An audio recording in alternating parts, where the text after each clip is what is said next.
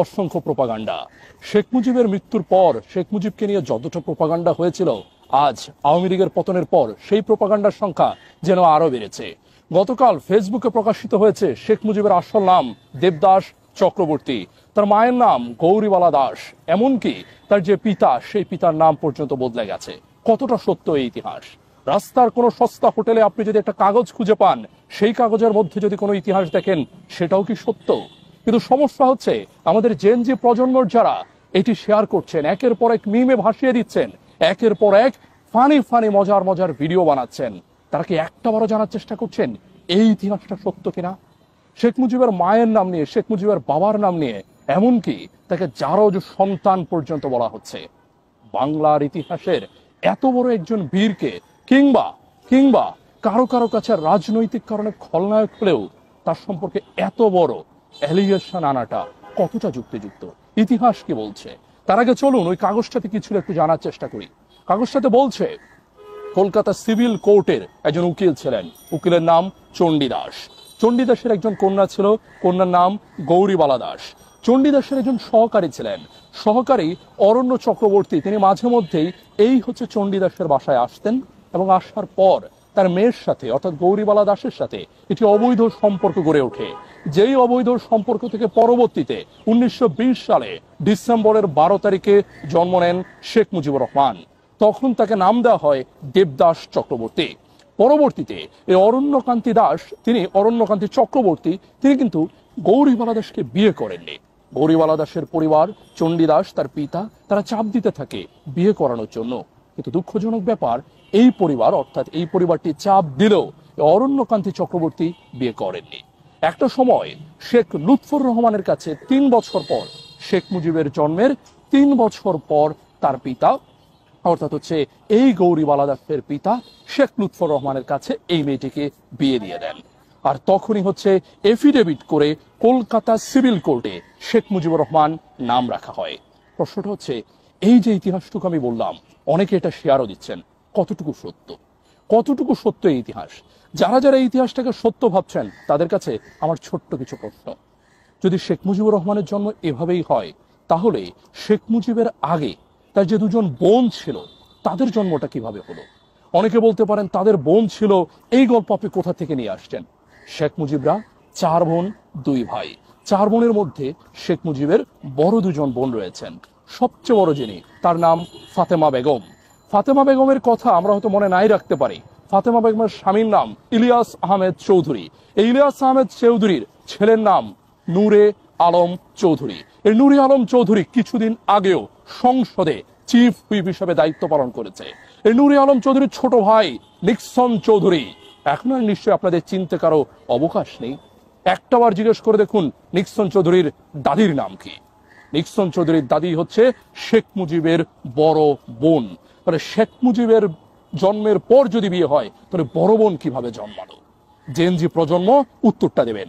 পরবর্তীতে শেখ মুজিবুর রহমানের মেজ বোন অর্থাৎ বড় আরেকজন বোন ছিলেন মেজ বোন। মেজ বোনের নাম আসিয়া বেগম। আসিয়া বেগমের ছেলের নাম ফজলুল হক মনি। ফজলুল হক মনির সন্তান শেখ ফজলেনুর তাপস। আমি ধানমন্ডির যে 32 এখন বসে ভিডিওটি করছি, এই ধানমন্ডির 32-এর কিছুদিন আগ পর্যন্ত মেয়র ছিল ফজলেনুর তাপস। ফজলেনুর তাপসের দাদির নাম কি? প্রশ্ন। সে দাদির নামই আসিয়া বেগম। যারা যারা এই ইতিহাসটাকে, এই ভুল ইতিহাসটাকে, অনেকেই জানতেন ভুল কিন্তু বলেননি এতদিন, এই ভুল ইতিহাসকে প্রচার করছিলেন, তাদের কাছে প্রশ্ন, ফজলেনুর তাপসের দাদির নাম কি?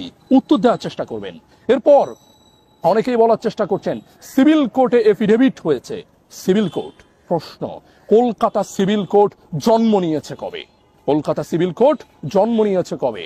আপনারা বলেছেন 1923 সালে এফিডেভিট করা হয়েছে, কিন্তু কলকাতা সিভিল কোর্টের জন্মই হয়েছে, কাগজ থেকে একদম স্পেসিফিকলি বলছি, 17 ডিসেম্বর 1949। যেই কোর্টের জন্মই হয়েছে 1949-এ, ওই কোর্টেই এফিডেভিট কেমন করে হয় 1923-এ?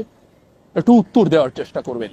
এই ভুল ইতিহাসটা অনেকে যারা প্রচার করছিলেন উত্তর দেবেন।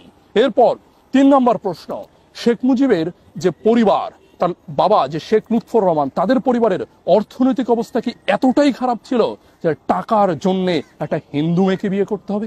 একটু জানার চেষ্টা করেন তাদের অর্থনৈতিক অবস্থা কি ছিল। ওই সময়টাতে 1920 সালের ওই সময়টাতে তাদের টুঙ্গিপাড়াতে বাড়ি ছিল, মানে ওই বাড়িটা সম্পূর্ণভাবে ইটের তৈরি বাড়ি ছিল, যেই বাড়ি 1971 সালে আগুন দেওয়া হয়েছিল। তাহলে এতটা ভালো অর্থনৈতিক অবস্থা থাকার পরও কেন টাকার জন্য একটা হিন্দু মেয়েকে বিয়ে করবে? প্রশ্ন। চতুর্থ প্রশ্ন, যদি অনেকে একটা কথা বলছেন, মানে আমার এই মানে যখনই হচ্ছে আমি রিসার্চ শুরু করছিলাম এই বিষয়টিতে, অনেকে একটা কথা বলছেন, এই ধানমন্ডির 32-এর পুরাতন অনেক বাড়িওয়ালার কাছে নাকি এই গল্পটি শুনতে পাওয়া যায়, অর্থাৎ শেখ মুজিবের মা বাবা হিন্দু ছিল, এই গল্পটি শুনতে পাওয়া যায়। তাদের কাছে প্রশ্ন, এ ধানমন্ডির 32-এ শেখ মুজিবের পরিবার কবে থেকে বসবাস শুরু করলো? কবে থেকে আসলো এই ধানমন্ডির 32-এ শেখ মুজিব পরিবার? 1961 সালে। 1961 সালের অক্টোবরের 1 তারিখ শেখ মুজিবের পরিবার এই বাড়িতে বসবাস শুরু করে। অর্থাৎ শেখ মুজিবের বয়স যখন প্রায় 40, তারপর তারা এখানে এসছেন। শেখ মুজিবের 40 বছরের পরের পরিবার যখন এইখানে বসবাস শুরু করে, তাদের বাড়িওয়ালারা কেমন করে শেখ মুজিবের কাহিনী জানবে? কেমন করে কাহিনী জানবে? উত্তরগুলো দেওয়ার চেষ্টা করবেন।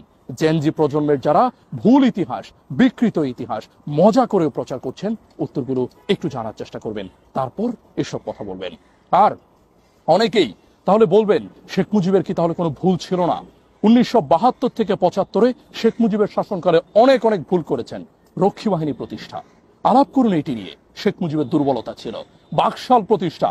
যেই শেখ মুজিব তার জীবনের সারাটা বছর গণতন্ত্রের জন্য লড়াই করেছেন, শেষ জীবনে এসে তিনি নিজেই একদলীয় বাকশাল প্রতিষ্ঠা করতে চেয়েছেন, যেটি সম্পূর্ণভাবে অন্যায় ছিল।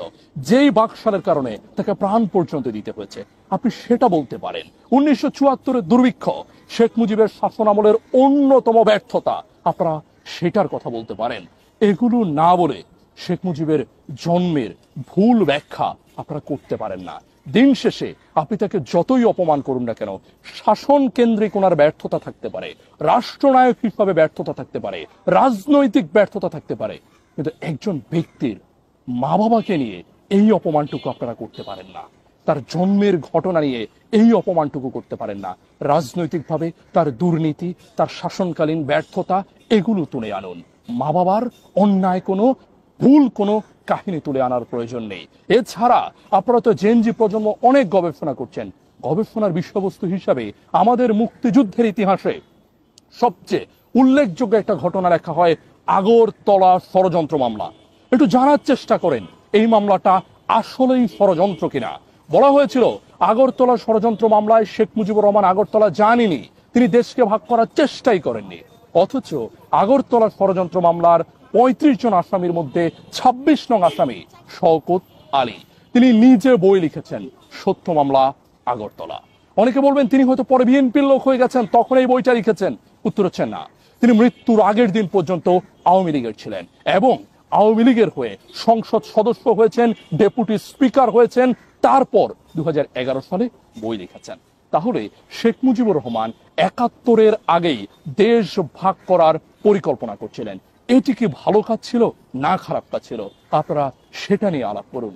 এসব বাদ দিয়ে আপনারা আলাপ করছেন তার মায়ের বিয়ে নিয়ে, নোংরা চটি গল্প রচনা করছেন আপনারা, আর অনেকে সেগুলো শেয়ারও দিচ্ছেন।